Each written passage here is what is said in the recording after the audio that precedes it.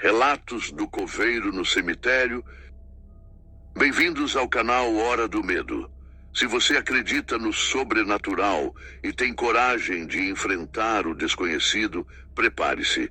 Sou seu Bento, um velho coveiro do Ceará, e hoje vou contar uma história que vai fazer seu sangue gelar. O terror começa agora. Não diga que não avisei.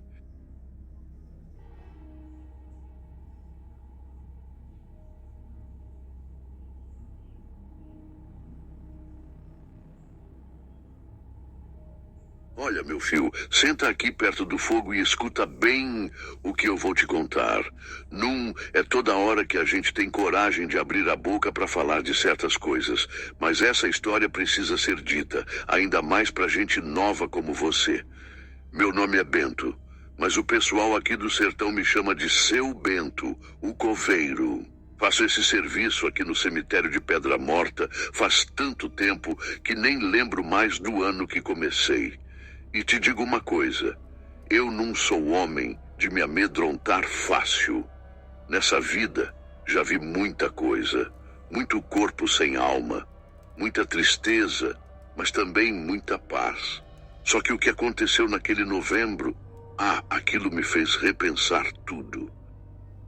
Era uma noite abafada, dessas que o calor aperta até de madrugada, mas o céu estava limpo e as estrelas pareciam assistir a tudo lá de cima.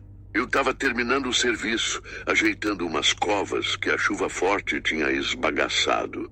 O cemitério estava num silêncio tão profundo que até as folhas das árvores pareciam respeitar. Era só eu e o vento sussurrando nos meus ouvidos enquanto eu botava a última pá de terra no lugar. Foi então que vi uma luzinha fraquinha de início, mas que foi ganhando força. Não era luz de vela nem de lanterna, era diferente. Flutuava por entre as covas, indo e vindo, como se procurasse alguma coisa. Ou alguém. Meu primeiro pensamento foi que algum moleque estava aprontando. Esses meninos de hoje adoram botar medo nos outros. Peguei a lanterna e segui a luz, pisando devagarzinho para não chamar atenção. Só que quanto mais eu me aproximava, mais estranho tudo ficava. O ar ficou frio, como se tivesse passado de verão para inverno num piscar de olhos. Os pelos do braço se arrepiaram e meu coração começou a bater rápido, do jeito que faz quando a gente sente o perigo. Quando eu estava quase perto o bastante para ver o que era, a luz parou. Ficou suspensa no ar, e eu pude ver que não tinha ninguém ali.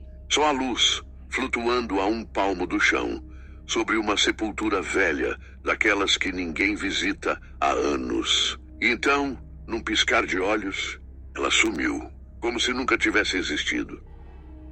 Fiquei ali parado, feito um idiota, tentando entender o que tinha acabado de acontecer. Minha cabeça tentava achar uma explicação, mas meu coração sabia que tinha algo muito errado. Resolvi ir embora, mas aquele medo, aquele frio na alma, me acompanhou até em casa. Chegando lá, sentei na cadeira de balanço e fiquei pensando. Fosse o que fosse aquilo, não era coisa de Deus. Mas, cético como sempre fui, guardei a história para mim. Vai ver, eu estava cansado, a cabeça estava pregando peça, pensei. Só que naqueles dias que se seguiram, tudo só piorou. E essa foi só a primeira vez que a luz apareceu. Depois daquela noite, meu filho, as coisas no cemitério de Pedra Morta começaram a mudar de um jeito que até hoje me dá um arrepio só de lembrar.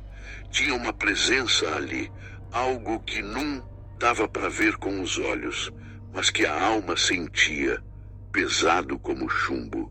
Eu continuei fazendo meu trabalho, porque viver de enterrar os mortos é o que sei fazer. Mas cada vez que botava o pé naquele campo santo, era como se alguém, ou alguma coisa, me observasse de longe. Na semana que seguiu o aparecimento daquela luz, as noites começaram a ficar mais esquisitas. O cemitério, que sempre foi quieto, começou a ganhar vida de um jeito perturbador. Toda noite, sem falta, eu ouvia sons que não tinham explicação.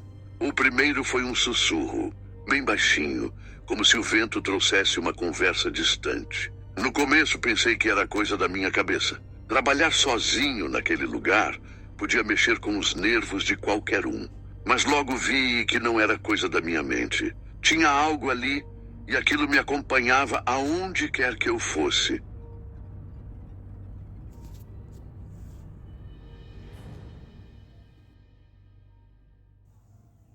Uma noite, depois de enterrar mais um filho do sertão que tinha partido, decidi ficar um pouco mais.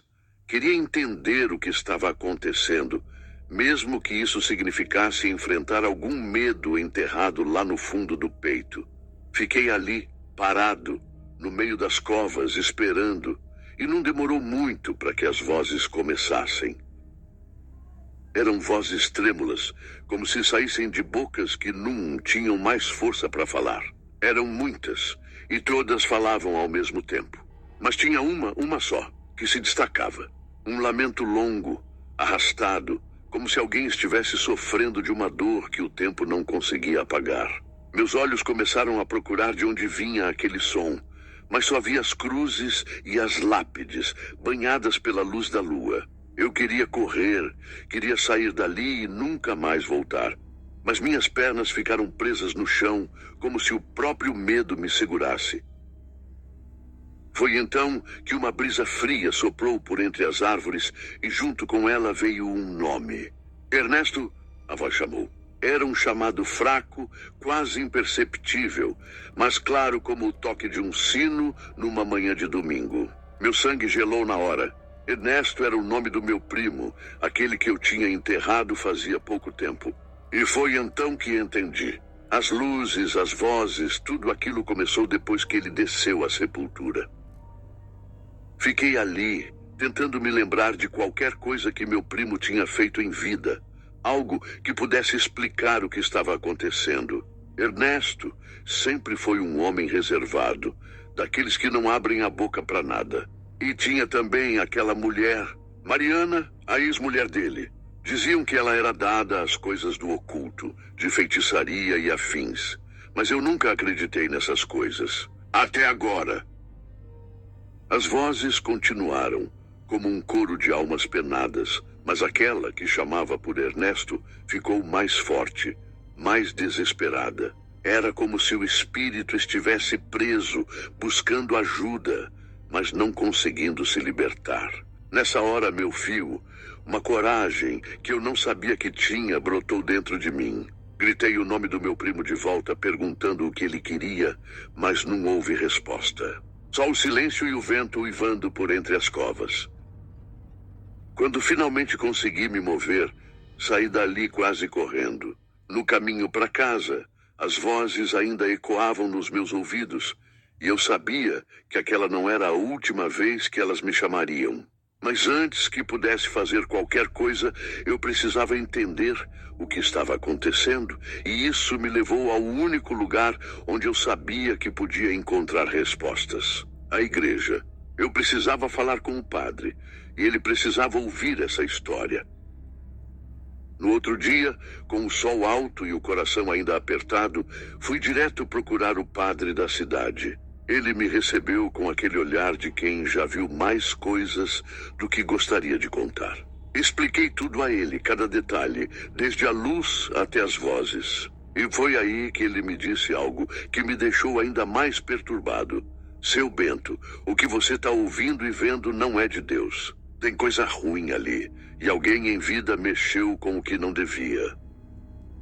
Foi assim que comecei a desconfiar que a tal Mariana tinha se metido em coisa muito mais perigosa do que uma briga de casal.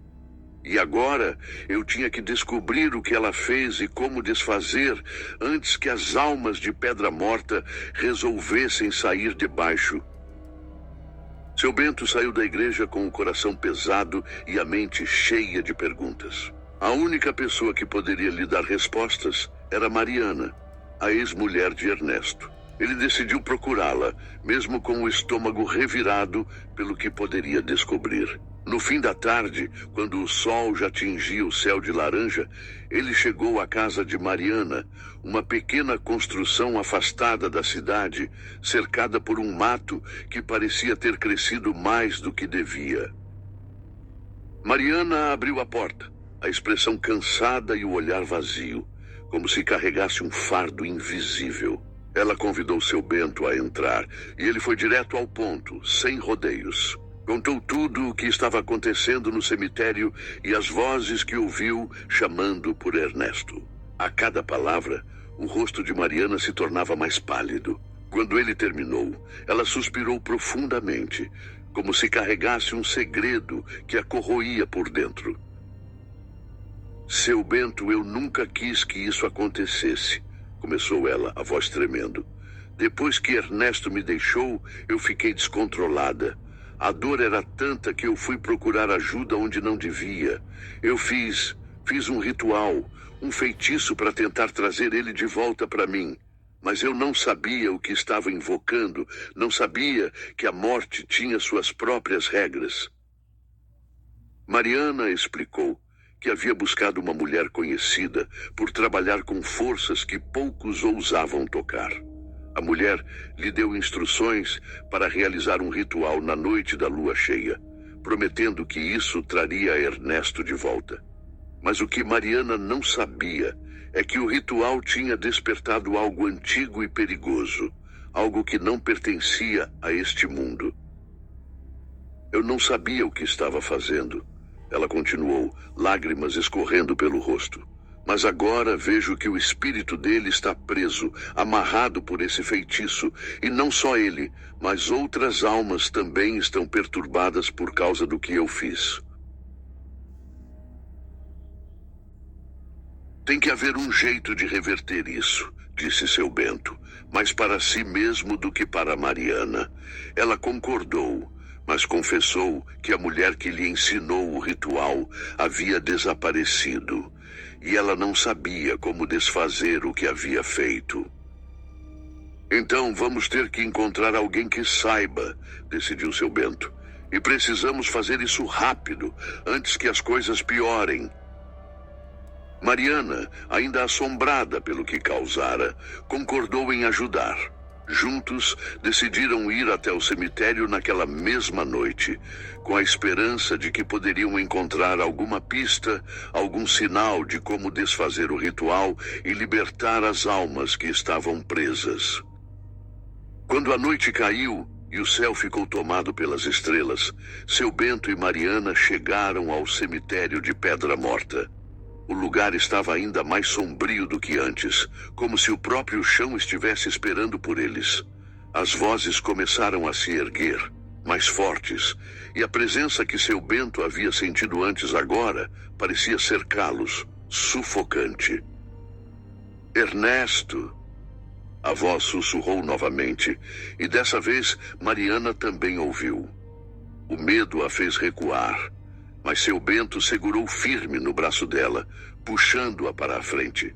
Eles foram até o túmulo de Ernesto, onde a terra parecia mais escura, mais pesada. Se tem algo que precisamos fazer é aqui, disse seu Bento, sentindo o peso de cada palavra. Mariana, tremendo, começou a recitar as palavras do feitiço na tentativa de reverter o ritual. Mas ao invés de libertar as almas, as vozes se tornaram gritos. Um vento forte começou a soprar e as sombras ao redor deles pareciam ganhar vida própria. O cemitério inteiro estava em revolta e as almas não queriam ser perturbadas mais uma vez. Tem algo que falta, gritou Mariana, tentando fazer-se ouvir acima do clamor das vozes. Eu não sei o que é, mas tem algo mais. Seu Bento sabia que estavam em perigo, que as almas estavam furiosas e que o tempo estava acabando. Eles precisavam descobrir o que estava faltando, ou então as consequências poderiam ser piores do que qualquer coisa que eles poderiam imaginar.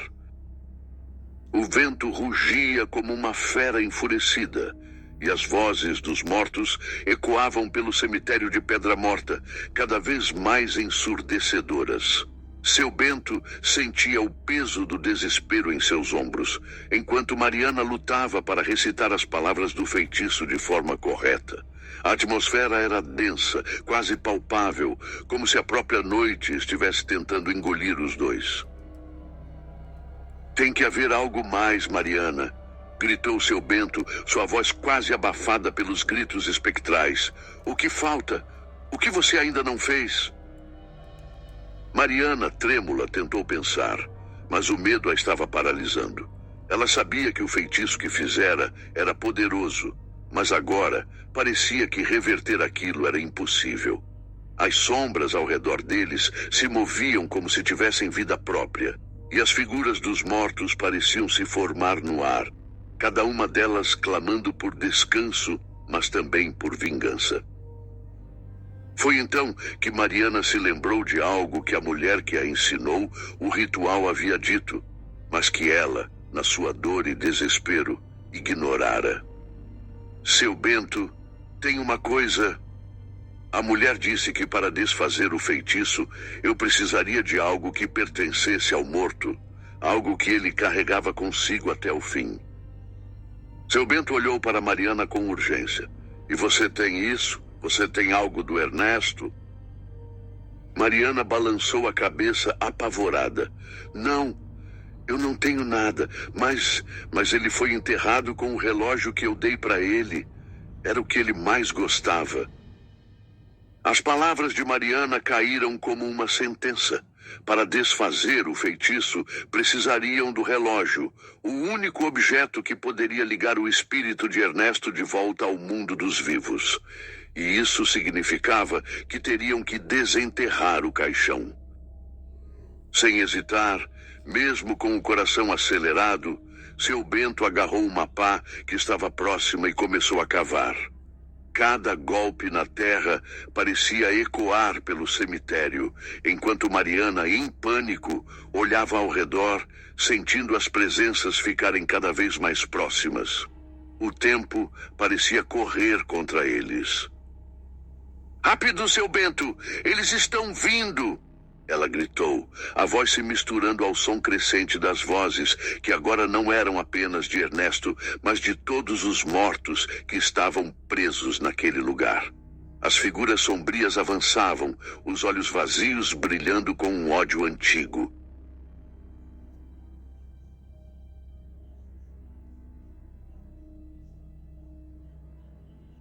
Finalmente, depois do que pareceu uma eternidade, a pá de seu Bento atingiu algo sólido, o caixão de Ernesto. Sem perder tempo, ele abriu o caixão e lá estava, no pulso do cadáver já parcialmente decomposto, o relógio de prata que Mariana havia dado a ele. Mariana estendeu a mão trêmula e, com cuidado, tirou o relógio do pulso rígido de Ernesto. No momento em que o fez, o ar ao redor deles pareceu congelar, como se o próprio tempo tivesse parado. As vozes cessaram, deixando um silêncio mortal que era mais aterrorizante do que os gritos. Agora, Mariana, desfaça o feitiço, disse seu Bento, com os olhos fixos nas sombras que ainda pairavam ao redor. Mariana, segurando o relógio com ambas as mãos, começou a recitar o feitiço ao contrário, palavra por palavra. A cada sílaba pronunciada, as sombras ao redor deles começaram a recuar, como se fossem empurradas por uma força invisível. O relógio em suas mãos começou a aquecer, e uma luz fraca, quase imperceptível, começou a emanar dele. Então, com um último suspiro, Mariana proferiu a palavra final do ritual. A luz do relógio brilhou intensamente por um breve momento, antes de se apagar completamente. O silêncio que se seguiu foi profundo, absoluto. As sombras desapareceram, as vozes se calaram, e o vento cessou. Seu Bento e Mariana ficaram ali, parados por um momento, sem saber ao certo se tinham realmente conseguido. Mas então, como que confirmando seu sucesso, o sino da igreja da cidade soou à distância, quebrando o silêncio e trazendo uma sensação de alívio. Acabou, seu Bento, disse Mariana, sua voz fraca e exausta. Nós conseguimos. Seu Bento olhou para o cemitério agora envolto em uma tranquilidade quase sobrenatural. Ele sabia que as almas finalmente estavam em paz, incluindo a de Ernesto. A maldição havia sido quebrada, mas a um preço que Mariana teria que carregar pelo resto de sua vida. Sim, Mariana. Acabou.